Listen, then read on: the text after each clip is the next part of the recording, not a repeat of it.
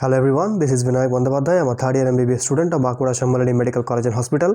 आज हम बात करने जा रहे हैं नीट के टाइम मैनेजमेंट के बारे में, क्योंकि टाइम मैनेजमेंट एक ऐसा क्रूशियल चीज़ है। प्रोबेबली सक्सेस का जो की है, जो चाबी है, वो प्रोबेबली टाइम मैनेजमेंट के पास ही है। तो अगर तुम टाइम को ढंग से मैनेज ना कर पाओ, अगर तुम्हारे हाथ से बहुत सारा टाइम छूट रहा है, तो ये वीडियो तुम्हारे लिए बहुत ज़रूरी होने वाला है। मैंने यहाँ पर तो ऐसे लिखा है कि नीट का टाइम मैनेजमेंट, लेकिन अगर कोई जेई का तैयारी कर रहा है या कोई और एग्जाम की अगर तुम तैयारी कर रहे हो, तो ये वीडियो भी तुम्हारे लिए काफ़ी फायदेमंद साबित होने जा रहा है। उसके पहले हमें जानना होगा कि कौन सा वैसा टाइम टेबल है जो हमें फॉलो नहीं करना है।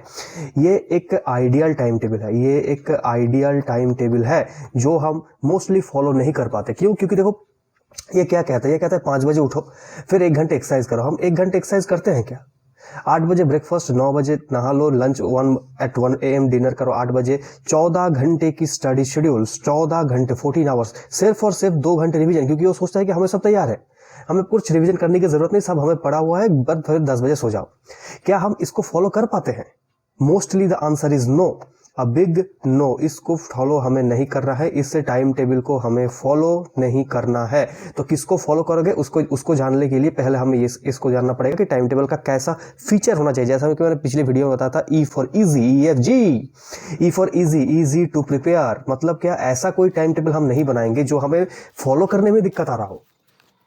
ईजी होना चाहिए वो टाइम टेबल, फ्लेक्सिबल होना चाहिए वो टाइम टेबल, फ्लेक्सिबल होना चाहिए। मतलब क्या कि बहुत अगर स्ट्रिक्ट हो गया तो अगर तुम उसको थोड़ा सा भी इधर उधर हो जाए तो हम एकदम से बाहर हो जाएंगे। तो इसीलिए फ्लेक्सिबल टाइम टेबल रहना बहुत ज़रूरी है। एंड हम जिसके लिए अपियर हो रहे हैं उसके लिए बढ़िया होना चाहिए, यानी कि गुड फॉर एग्जाम्स। ये बहुत ज़रूरी है। अब तुम ज़रा सोचो, एक गहरी सांस लो और सोचो कि टाइम अगर जा रहा है तो कहाँ जा रहा है? तुम क्यों टाइम को मैनेज नहीं कर पा रहे? पता है most of the cases answer क्या उठ के आएगा? In most of the cases तुम्हारा आंसर उठ के आएगा FB, व्हाट्सएप, इंस्टा की तरफ, सोशल मीडिया, मम्मी के साथ, दोस्त के साथ गप्पे मारना। एक थोड़ी सी गप्पे करने के बहुत देर हो गए, वेब सीरीज देख रहे हो, मूवीज देख रहे हो, रील्स देख रहे हो, बहुत ज़्यादा सो रहे हो। इसी तरीके का आंसर उठ के आएगा अगर तुम एक जगह सोचो और बैठो, बैठो और सोचो, जो भी है, कि टाइम अगर जा रहा है तो कहाँ जा रहा है। इसी ये जो रीजन मैंने यहाँ पर लिखा है ना, मोस्टली इन्हीं रीजंस की वजह से तुम अपना टाइम यूटिलाइज नहीं कर पाते। तो एक टाइम टेबल ऐसा बनाओ जो कि फ्लेक्सिबल हो, जैसा मैंने अभी बताया। कुछ ब्रेक्स है, उनमें दोनों सब्जेक्ट के बीच ब्रेक रहना बहुत ज़रूरी है। हमारा ब्रेन एकदम से कंटिन्यूअसली बहुत 3 घंटे, 4 घंटे, 4 घंटे, 5 घंटे, 6 घंटे ऐसा नहीं पढ़ सकता। उसको थोड़ी सी ब्रेक की ज़रूरत है, तो ब्रेक दो। एंड ऑब्वियसली 40% टाइम तुम्हारा रिवीजन में देना पड़ेगा।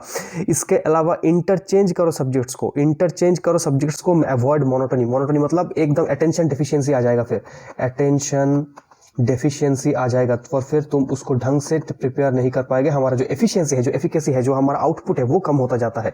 सोशल मीडिया बिल्कुल भी छोड़ दो। And if possible then meditate करो for 10 to 15 minutes per day, जो मैं अभी करता था। इससे तुम्हें बहुत ज़्यादा फ़ायदा मिलेगा अगर तुम कुछ ऐसा टाइम टेबल बनाओ तो। मैंने यहाँ पर एक एग्जाम्पल दिया है, ये एक एग्जाम्पल है। ऐसा ज़रूरी नहीं कि तुम्हें एकदम से यही फॉलो करना है, लेकिन मेरा टाइम टेबल भी कुछ ऐसा ही था। 7:15 को उठो, फिर 8:20 तक तुम उठो एट द 7 और 1 आवर बिफोर तुम्हें कोचिंग। अगर तुम्हें सुबह कोचिंग जाना है तो कोचिंग से 1 घंटे पहले उठो। 3-4 घंटे पहले उठने पढ़ने की कोई ज़रूरत नहीं है, क्योंकि 3 या 4 बजे तो सुबह है ना, वो सुबह नहीं, रात होता है 3 या 4 बजे। खैर, तो सुबह उठ के हमें वीक सब्जेक्ट पढ़ना है, उसके बाद कोई एक स्ट्रॉन्ग सब्जेक्ट पढ़ो, फिर ब्रेकफास्ट खाना, यानी कि ब्रेकफास्ट कर लो, फिर 10 से 11 बजे 1 घंटे previous year question, obviously revision एक बार सुबह हो गया। फिर तुम लंच करो, रेस्ट लो थोड़ा सा, फिर स्ट्रॉन्ग सब्जेक्ट, ऐसे करके शाम हो गया। फिर revision, go to bed at 11:30 to 12। ये है मोर और less 10 hour study plan without coaching मैंने इसीलिए लिखा है क्योंकि अगर कोचिंग रहेगा तो तुम 10 आवर्स पढ़ ही नहीं पाओगे। अगर तुम्हारे पास कोचिंग नहीं है और तुम कुछ ऐसा कोचिंग पढ़ रहे हो जो दिन में 3 या 4 घंटे का कुछ पढ़ाई का शेड्यूल देता है, तो उनके लिए है विदाउट कोचिंग। अगर तो विथ कोचिंग है तो भाई, विथ कोचिंग अगर ऑनलाइन है या ऑफलाइन, वो तुम्हें 7 से 8 घंटे का एकदम तुम्हारा गया। 24 घंटे से 8 घंटे गया, रहा कितना 16। 7 घंटे तो हमें सोना है, रहा कितना 9। फिर 2 घंटे खाना पीना उसमें चला गया, तो रहा बचा कितना 7। इससे 7 घंटे को हमें यूटिलाइज करना है। कैसे करेंगे? बहुत इजी है, जैसे मैं पहले बताया, इस 7 घंटे को यूटिलाइज करना है। रिवीजन ऑब्वियसली 40% बहुत ज़रूरी है। लगभग कितना हो गया, लमसम 3 आवर्स। 3 आवर्स तुम्हें पर डे रिवीजन करना ही है। अगर तुम रिवीजन ना करोगे तो पाइल अप होता जाएगा चीज़ और तुम भूलते जाओगे। तो रिवीजन बहुत ज़रूरी है। 4 सब्जेक्ट है, जूलॉजी, केमिस्ट्री, बॉटनी बॉटनी और फिजिक्स, इन चारों में तुम्हें 1 आवर करके देना है। This is as simple as this. इससे बेहतर कोई भी टाइम टेबल तुम्हें नहीं मिलने वाला। कंसिस्टेंट रहो, कंसिस्टेंसी बहुत ज़रूरी है, पैशनेट रहो एंड स्माइल। तो इसी के साथ खुश रहो और एनसीईआरटी पढ़ो। क्या पढ़ोगे? एनसीईआरटी। मिलते हैं नेक्स्ट वीडियो पे। अगर तुम यहाँ इस चैनल पर नए हो तो यार सब्सक्राइब करो। नीट के रिलेटेड इसी तरह के कंटेंट तुम्हें मिलती जाएंगी। आज के लिए इतना ही, बाकी बातें नेक्स्ट वीडियो पे। तब तक के लिए अलविदा।